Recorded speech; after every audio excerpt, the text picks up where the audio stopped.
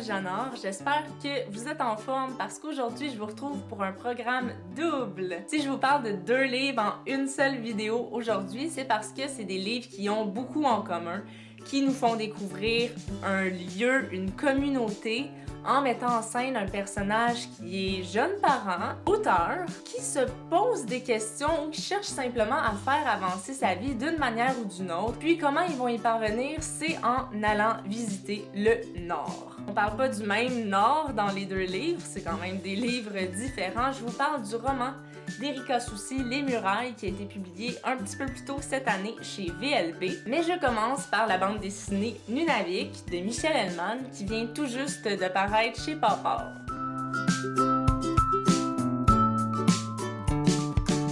Vous aviez eu à faire ça, vous autres, en 5e année, dessiner une carte du Québec. Moi, j'en fais encore des cauchemars, je faisais des crises, j'étais pas capable, c'était dégueulasse, je braillais. Donc, je salue le talent de Michel Hellman. Dans Nunavik, on retrouve donc Michel qui, justement, trouve que sa vie commence à stagner. Il va chercher à faire bouger les choses, puis le nord du Québec, ça a toujours été quelque chose qui l'a intéressé.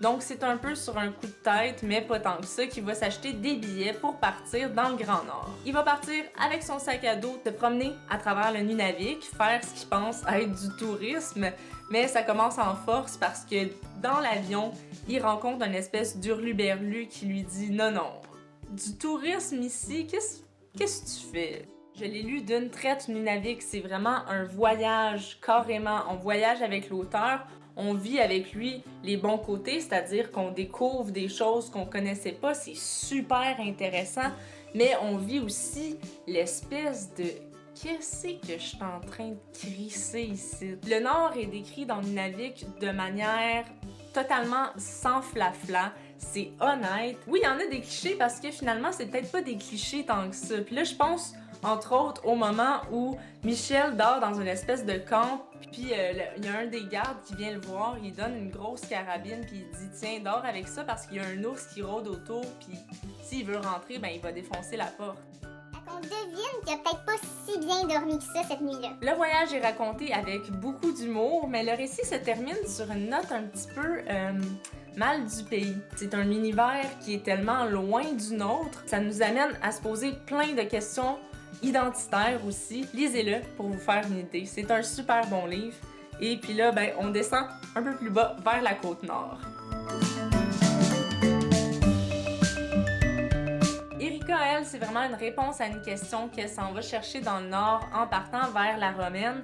Elle se demande pourquoi tous les hommes de sa famille ont choisi la vie de chantier, de devoir partir des jours, des semaines, travailler à l'extérieur en laissant derrière eux leur famille. Et c'est un peu ce qu'elle va faire en laissant pour une semaine son chum et son bébé à la maison. Ça a peut-être l'air court une semaine, mais quand on a un jeune enfant, on devine que c'est quelque chose qui peut devenir assez angoissant. On se dit, est-ce qu'on va manquer quelque chose? On la ressent, cette angoisse-là, puis ça vient être un petit peu en parallèle avec la relation qu'elle a avec son père parce qu'elle se demande, est-ce que lui, il ressentait ça quand nous, on était jeunes? Vous aviez peut-être déjà entendu parler de ce livre-là parce qu'on en a parlé pas mal dans les médias, en relevant surtout le langage parlé qu'utilise Erika, puis moi j'aime beaucoup ça, c'est assez caractéristique de ce que fait l'auteur. Mais ce qui m'a surtout marqué dans ce livre-là, c'est à quel point on a là une bousculade d'émotions, de sentiments. J'ai trouvé que c'était un livre qui était très touchant, très personnel, mais qui va réussir à rejoindre quand même tout le monde. Puis ça, je pense que c'est une très très grande force. On va découvrir à travers Les Murailles une communauté, selon moi, beaucoup plus qu'un lieu. Puis c'est une communauté qui est, je dirais presque une micro-communauté, mais c'est tellement spécial parce que c'est des gens qui se retrouvent en stand-by, tous ensemble, pour la même raison. Une communauté unie, mais aussi très séparée. On va mettre souvent en scène les relations avec les Amérindiennes et les Amérindiens qui sont tout à fait séparés en fait. Il y a une espèce de barrière et là, ça vient justement recouper les propos qu'on a dans le livre de Michel Hellman. On découvre un univers, puis même si c'est quelque chose qui nous est complètement étranger, on parvient à se faire des images. Le livre est écrit avec beaucoup d'humour, là, même si c'est pas un sujet qui est drôle, là, vraiment les dialogues, des fois c'est comme hilarant. Erika Soucy, c'est une fille de théâtre, puis c'est aussi une fille de poésie. Puis là, on le remarque, là, même juste en lisant les titres des chapitres, puis en voyant aussi la forme. C'est des très très courts chapitres. Si vous êtes comme moi, facilement distraite en lisant, c'est une forme qui se lit super bien. J'ai vraiment eu du gros fun à lire ce livre-là. Je me suis pas emmerdée 2 secondes. Et là, je tiens absolument à vous dire que si vous avez aimé Les Murailles d'Erika Soucy, jetez un coup d'œil à ses recueils de poésie, Cochonner le plancher quand la terre est rouge, puis L'épiphanie dans le front. Je vais mettre les liens en barre d'infos comme tout le reste. Parce que selon moi, même si vous pensez que la poésie, c'est pas pour vous, il faut prendre cette porte d'entrée-là parce que on reste dans le même thème, on reste dans le même style d'écriture, c'est sûr que vous allez aimer ça. C'est sûr. Donc, viens-tu saigner?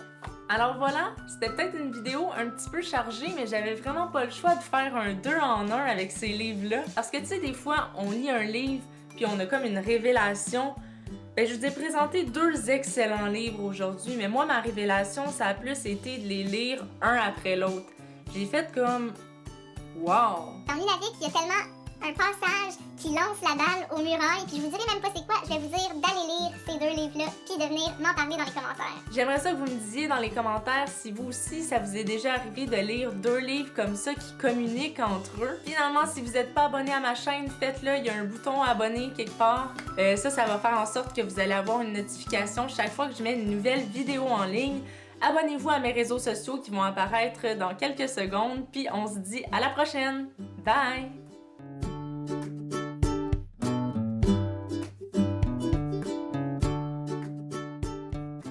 En 6e année, la carte du Canada était vraiment plus facile.